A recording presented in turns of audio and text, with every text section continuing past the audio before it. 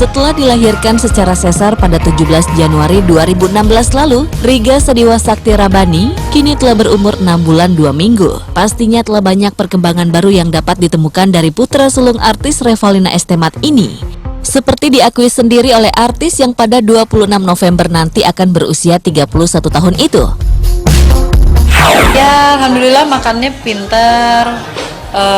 Udah pengennya berdiri diri aja, ya kan, ya udah bolak-balik lah, udah nggak bisa diem, baru mulai makan juga. Jadi aku sih sebisa mungkin aku selalu ada di saat dia makan gitu kan. Sekarang juga baru 6 bulan 2 minggu, jadi makannya juga kayak baru 2 kali sehari. Ya pokoknya sih aku sih sebisa mungkin aku selalu ada untuk dia mau makan. Aduh udah bawel banget Mas. Dari tadi aja lagi dengerin ini tadi kan apa namanya preskon gitu, dia udah yang gitu cerewet banget untuk ngomong sih dia. Ya alhamdulillah sih inilah apa namanya cepet gitu, maksudnya lumayan aktif juga.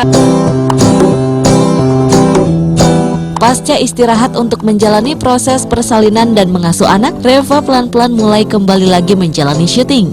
Beberapa lakon di FTV dan film mulai dijajalnya kembali. Tapi di sisi lain dia tak ingin kehilangan momen-momen yang penting dalam pertumbuhan Riga.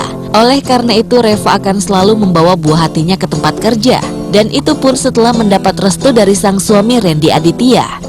Sebenarnya sih emang lagi masih coba-coba ya gitu, maksudnya setelah aku ngelahirin ya kemarin sempat syuting FTV juga 5 hari, terus sekarang nyobain lagi nih syuting film layar lebar. Gimana kondisinya kan udah beda kan, sekarang udah ada anak jadi udah lebih repot. Dan yang paling penting sih kalau aku mau terima syuting lagi ya memang nanti harus aku pasti akan lebih banyak permintaannya gitu, karena aku akan aku bawa terus, jadi aku bener-bener harus ada ruangan yang steril lah paling nggak gitu. Paling nikmatin sih momen nyusuin ya, karena ya itulah kelebihan kita sebagai perempuan, kita bisa nyusuin, laki-laki kan enggak. Jadi bener-bener selama nyusuin tuh juga mesra gitu loh. Kalau kita tatap-tatapan sama anak tuh kayaknya dianya juga ngeliatin kita ngeliatin dia, itu aduh kayaknya nggak bisa digantiin deh gitu. Sih suamiku support banget, maksudnya dia nggak pernah ngarang apa yang aku rasa mau dijalanin, dan selama itu positif ya dia akan selalu dukung gitu. Batasan suamiku sih nggak iniin banget, cuman memang dari akunya yang justru membatasi diri gitu. Maksudnya misalnya syutingnya nggak paling telat sampai jam 10 malam kayak gitu.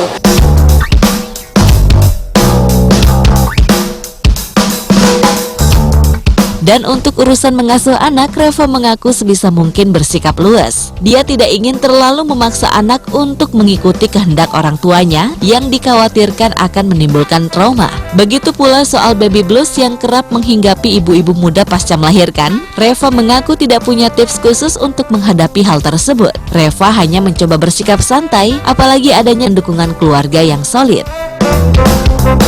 Kalau aku sih sebenarnya nggak ada patokan anakku nanti harus gini. Aku juga bukan yang bukannya yang strict banget.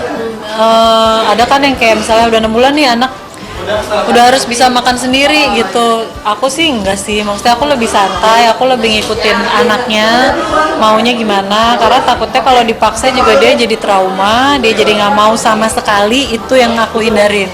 Jadi benar-benar ya kita sebagai orang tua baru kan nggak ada buku panduannya ya Mbak, jadi benar-benar ngikutin insting aja. Instingku misalnya dia harus lebih makannya kurang nih, kayaknya tambahin lagi deh, atau apa nyusunya juga lebih banyak, ya itu kayak ada di feeling kita sendiri sih gitu. Jadi nggak bisa disamain untuk ibu-ibu yang lain juga harus kayak aku gitu, nggak bisa, tergantung anaknya gitu. Itu sih menurut aku kuncinya, sama dukungan support dari orang-orang terdekat. Nomor 1 suami, habis itu orang tua, ya kan, orang tua, mertua, keluarga sih intinya. Itu tuh benar-benar harus solid banget. Jadi keadaan apapun gitu ya insya Allah sih kita akan tetap kuat.